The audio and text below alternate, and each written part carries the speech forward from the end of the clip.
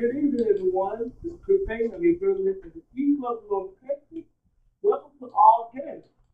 Is there any guests that would like to introduce themselves before we get started? Well, we have two. We have prospective member Daniel Long, and we also have Roy Andrew Johnson as a prospective member. He's Irving, and Daniel is from Plano. So welcome. Anyone else like to introduce themselves? All right, we'll keep going. So I'll be reading us in the pledge of allegiance. All right, here we go. I pledge I pledge allegiance allegiance to the flag of the United States of America, and to the republic for which it stands, one nation, under God, indivisible, with liberty and justice for all.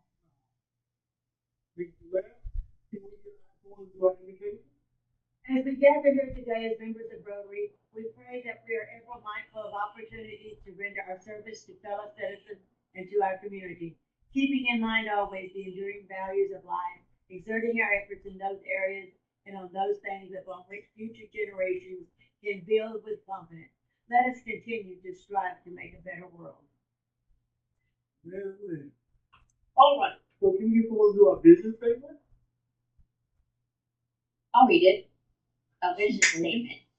Together we see a world where people unite and take action to create lasting change across the globe, in our communities, and in ourselves. Great, thank you for that.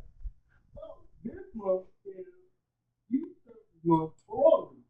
Our contribution to RALA this month was there any other programs that we can participate in or even donate towards for youth services? And tell us about Janae. Oh, we'll talk about that next. But outside of Janae, the beginning of the project we've been participating in. All right, we'll keep pushing. So, before we go to that, we talk about our fundraisers. Okay. This is Lady Jane Jewelry. They have jewelry for Rotary and about 87 other organizations. So, and just plain, but this is I think we get 25% of our sales. And so she's gonna pay us on a quarterly basis. So for people that have any birthdays coming up or anniversaries or anything like that, she also has American stuff, flags, and so she has a whole row of stuff. So it's really beautiful jewelry, and if you're interested, go check it out. And also when you put in notes, put in Rotary Key Club. Thank you. Yes, indeed. Thank you, thank you, thank you. So, with all business, we're talking about the RAW account, and my oldest daughter, Janae, which is right over here, she currently, this weekend, the account runs from Sunday to Friday, and they learn leadership skills, confidence, ethics, how to be more involved in the community. And so far, she's doing pretty good. I think a couple of videos for her in there, and I can look so far. Point her out in the picture. So right up here. Oh, I see. Right Okay. here. Okay. Here. You over to the left. Okay. Thank you. Oh yeah, yeah. So far she's enjoying herself, making herself more assertive, using the skills that she's learned there, and hopefully she can listen to good stories when we meet next. Okay. And then you'll come back as What? you'll come back as a speaker. Oh yeah, we'll definitely set something up for that. Yeah. Okay. All right. So is there any other announcements? All right. Well, you can put this. So, Mr. Howard, would you like to introduce a speaker? Sure. Let me get her bio. So, here. Tonight's speaker went from NASA to natural healing, which means she's one of the few people who can fix your computer and your immune system. Because she's a systems specialist. Mayim Vega helps regular people and busy professionals get healthier using simple, holistic tools that actually work. She's the founder of Aruka Holistic Life Academy, and her talk tonight is called From NASA to Natural Healing, A Journey of Science, Service, and Purpose.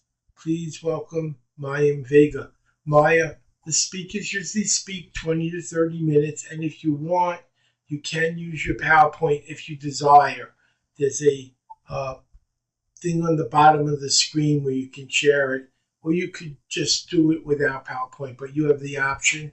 And we record this. This is a podcast as well, and many of our members come after the meeting to watch the video. So it's not just people who are here. With that, thank you for coming, and I recommend everyone mute their microphones while she's speaking unless she asks questions so we don't get noise in the background. Go ahead, Mariam, the floor is yours.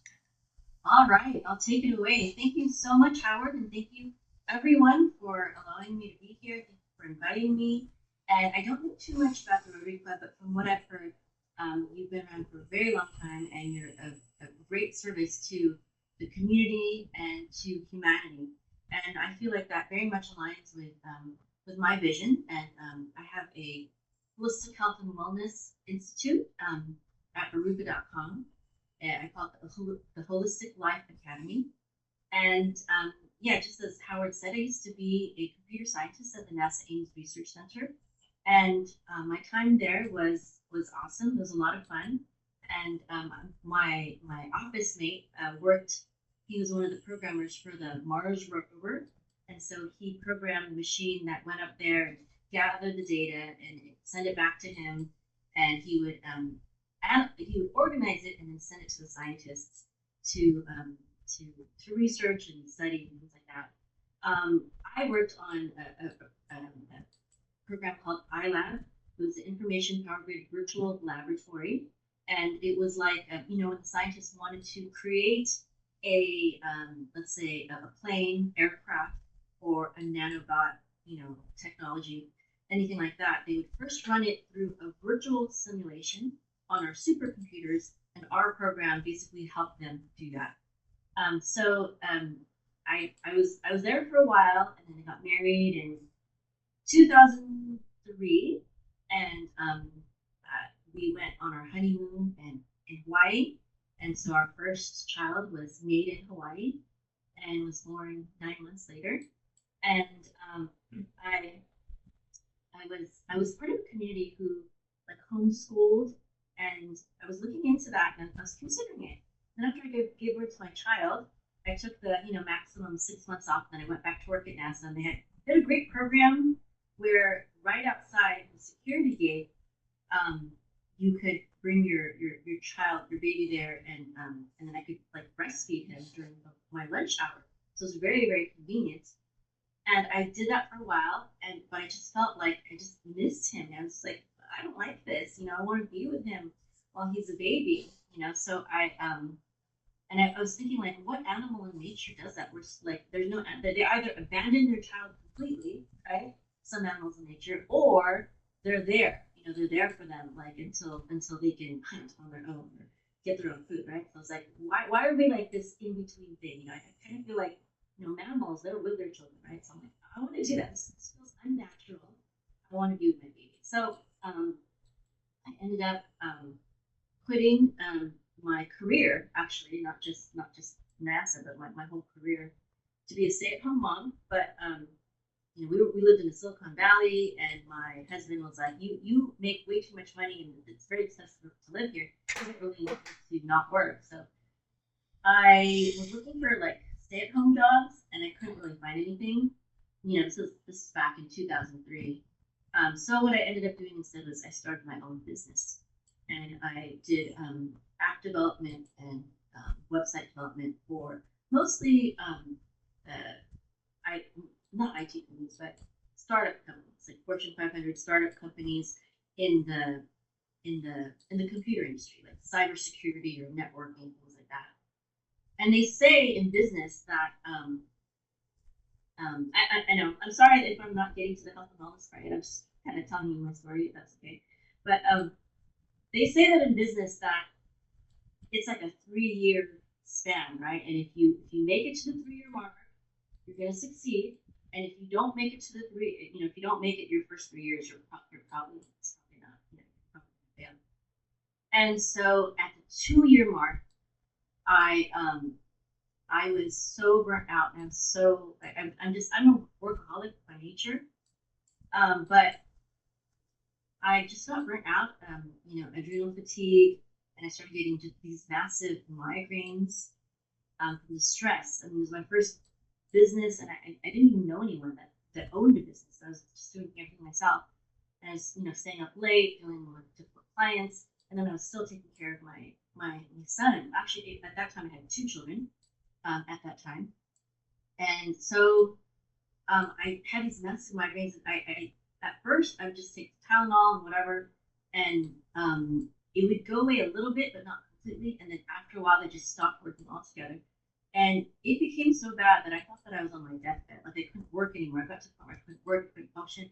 All I could do was lay in bed. And when it came to the time where when I couldn't even sleep, I told my husband, I need to go to the emergency room. I can't handle this.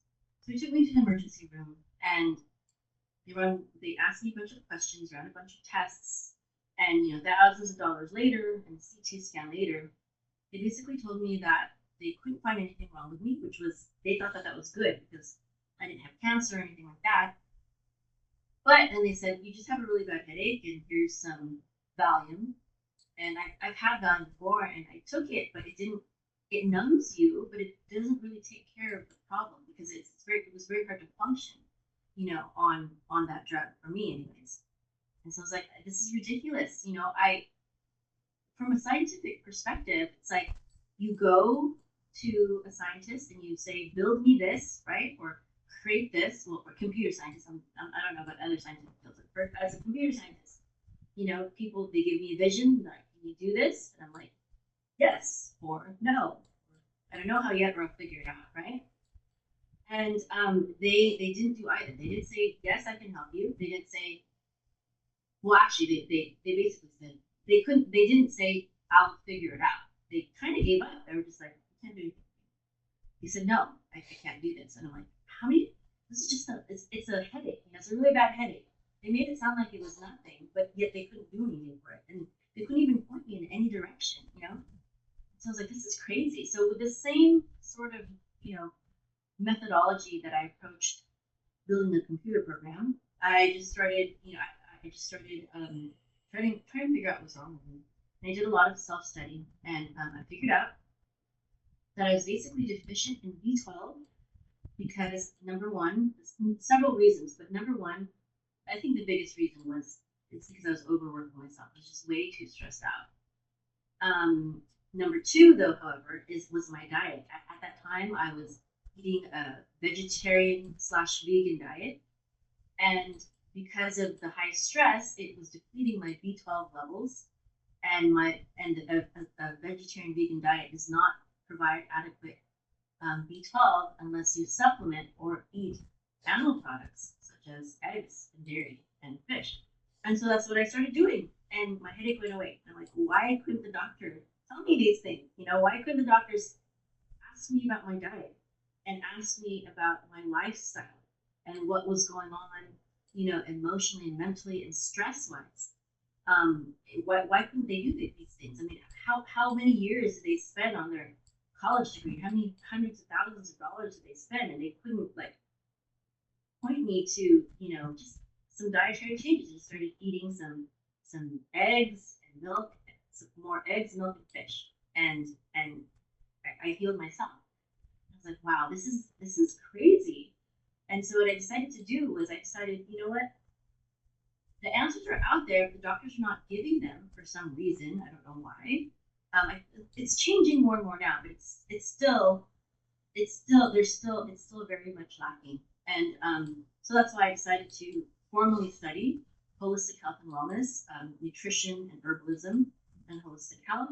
And eventually I opened up my school, and now I actually train doctors and nurses and medical technicians, not just medical professionals, but even non-medical professionals, on holistic nutrition and herbs, and even what you have to do mentally and emotionally and spiritually in order to heal. And now I have 9 children now. 2 of them are married. I have a 20-year-old and a 22-year-old, and they're now married and independent. And I've raised all of them without the need for medical doctors or antibiotics, or I know this is controversial, or vaccines, and we've dealt with everything, through nutrition, through herbs, essential oils. If I've exhausted my knowledge, I will go to a homeopathic doctor, and he will recommend some homeopathic things, and it's been fine. I mean, we even we take care of most things ourselves at home, usually through herbs, diet, sunshine, proper rest, and things like that. And I just feel like this is the future. Too much of the world and too many industries are controlled by profit.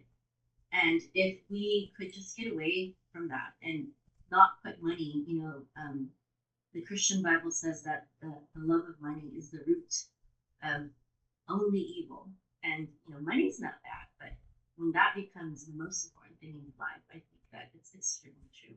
And so I believe that every profession should, and I think that's why the Rotary Club is great too, because you are a group of professionals, but yet you make not money your main objective, but serving humanity. So thank you for that, and that's my story. I don't know if I could talk a little bit more about I do have one book that is available only online for now. It's not published, about holistic health and wellness and the 5 levels of the soul. So if you go to aruka.com, actually let me share my website real quick. If you go to aruka.com, right here, and /book, this is my book. This is basically my philosophy, and here, I'll show you the inside of the book. Again, it's an ebook for now, because mostly I write this for my school. I'm not trying to be a published author, although I think I probably should at some point. So basically, so another thing is that I'm Jewish, and I study Jewish writings, including Kabbalah, and in the Hebrew Bible, there are 5 words in the Hebrew Bible and in Judaism. There are 5 words that are often translated as soul. Okay, and they are. I have that using here. Yes, right here. They're nefesh, ruach, neshama, chaya, and yechida. And nefesh refers to our animalistic soul.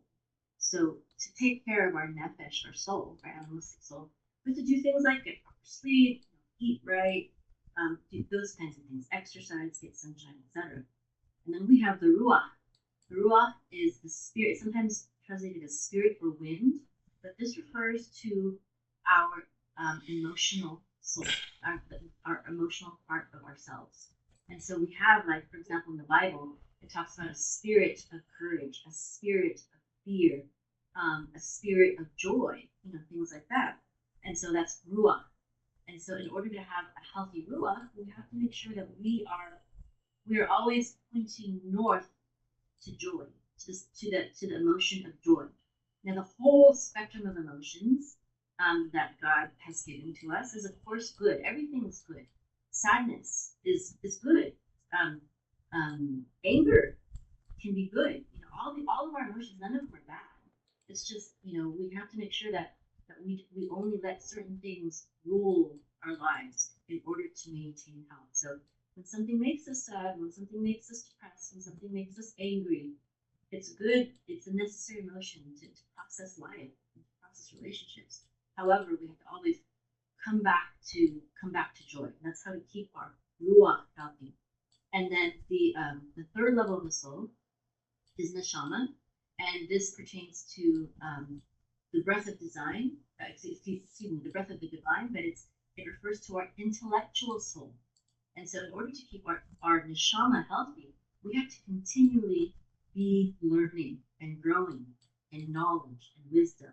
And this can mean, spiritual wisdom, like reading the Torah, reading the Bible, or whatever holy writings that you read. But it can also, I believe, it's not only pertaining to religious knowledge, but also any knowledge. All knowledge belongs to God. Science, belongs to God. History is his textbook, not just the Bible, not just holy writings. And so in order to keep our neshama healthy, we have to make sure that we don't keep ourselves in ignorance of anything. In the Bible, it says that my people perish for lack of knowledge. And this can mean perishing, financially, if you don't know how to make wise, financial investments, or it can mean perishing physically because you're not taking care of your health and wellness, or it could mean perishing in your relationships, maybe your marriage. I don't know why, marriage is like the most important relationship that you will ever enter into in the world, but as a society, we don't teach our children how to prepare for marriage. They spend like 12 years learning English and math and science and history, and I think we should be giving them training on how to deal with people, especially their future family. Anyways, neshama, and then we have chaya, and the word chaya in the Bible, it can also refer to animals, and something that we have in common with animals is that we live and we move and we do things, right? So in order to keep our chaya healthy, I believe that we have to be living a life of purpose, and that our actions should be like the Rotary Club, believes in, should be serving humanity, should be serving others. And the Bible talks about this, about how when we help the needy, when we clothe the naked, when we feed the hungry, and things like that, then our health will come. I think that's in the book of Isaiah, Yeshayahu. And then finally, the last level of the soul is Yechida, and this means oneness with the Creator. And I'm sorry if I'm being too preachy in my beliefs, but I do believe that all of us are connected to the divine. We are one with the divine. And if we are severed from that, then it can cause us a lot of difficulty and hardships. But when we remember how much we are connected to the divine, and how much the divine loves us and wants the best for us and wants the best for the world, and that the divine will empower us to do his work, which is to do good to our fellow man. When we understand that we have a divine force helping us, then we can go forth with joy, we can go forth with strength, we can heal. Hope brings a lot of healing. And so this is my philosophy, that healing isn't just about your body and what herbs or medicines or surgeries or procedures you take. Of course, it's part of it. That's the nefesh level. But even in my personal health and healing testimony, I have to also put my life in the right direction. I had to stop worrying about money, stop overworking myself with my business, and just start trusting that I don't have to work long hours, that God will provide for me and my family, and I can rest, and all these things. And that was part of my health and wellness training. So, if anyone has any questions, I'd be happy to answer them. Otherwise, thank you so much for letting me speak. So, I do have a question. go ahead, Daniel. Okay, you mentioned NASA several times, but you didn't mention a location. And I know myself because I worked at 3 of the NASA locations. Which one did you work at? I worked at the NASA Ames Research Center in Moffett Field, California. So we have the biggest hangar over there, and I used to drive to Mountain View for lunch all the time, and take walks with my friends in the field over there. We had really great speakers that would come. One of my favorite speakers was I don't remember his name, but he was the inventor of Mathematica. It's a software program that does mathematical computations. And it was really interesting to believe his view on God, because he was not an evolutionist. I'm also I don't believe in a non-divinely orchestrated evolution. I believe evolution can be possible, but there's still a divine force behind it. But he didn't believe in that. He believed that the world was created through a mathematical formula, and he was trying to discover what that mathematical formula was. So sorry, just a little bit. You were at one one that I was not at. I was all of the ones in Houston and Florida and Alabama. I was working at the ones with the lunch things. Yeah, there's one in Maui that Yes. I was thinking about. Another comment you mentioned about vaccines. You know, Rotary has been the international force behind the eradication of polio. We started in 1985 when there were 350,000 cases. We are now down to probably 50 cases left in Pakistan and Afghanistan. So, do you not believe in getting polio vaccine? I wouldn't say I don't believe in it. I would just say that Stay clear of areas. yeah, I believe in. First of all, I believe in freedom of choice when it comes to vaccines, and also I believe in the intelligence of the immune system, and in that if you are healthy and you contract any disease, then that is a natural vaccination because your body knows how to take that substance that that germ or virus, whatever you've contracted, and it learns how to deal with it. So I just People believe hear from the polio, what it affected us. One of our members joined us. He was 78 years old when he died. He had lived 70 years in an iron lung. That means he was paralyzed from the neck down.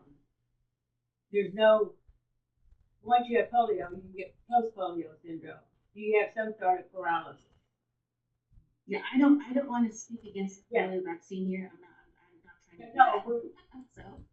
I don't want to do that. I don't want to like tell you that the polio vaccine is bad and no one should take it. I don't. Those people that didn't take it in certain countries are regretful that they didn't give their kids the vaccine.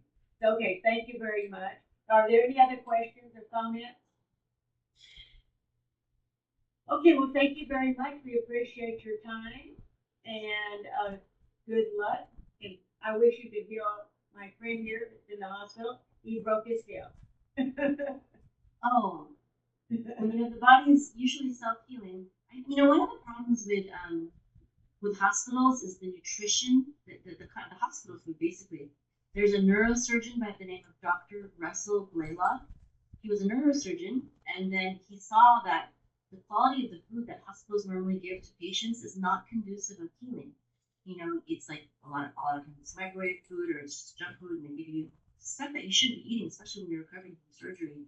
And so one of the things that he did was he opened up like a holistic nutrition center so that people could get the proper nutrition that they need. So I would say that your body is self-healing, but you have to feed it the proper nutrients in order. He's been fed a lot of good food. That was the one good thing about the hospital. The food has been good. So, well, thank you so much. Mhm. And so anyway, this is recorded, so people that are not online, they can go back to our YouTube channel. And we have about 14 members. And so we have a good showing tonight. Some of the people are working, some are out of town.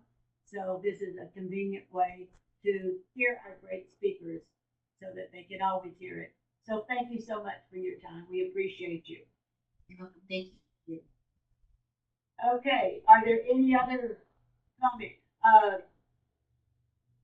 Chris had to leave to go to his nephew's high school graduation, so that's why he had to leave.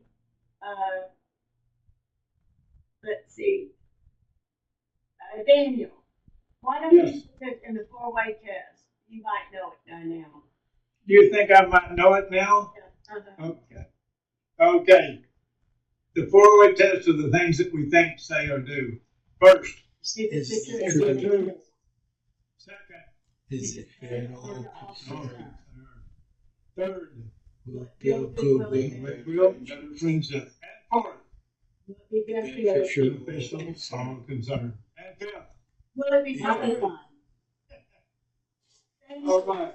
And we look forward to having you as a member. Yes.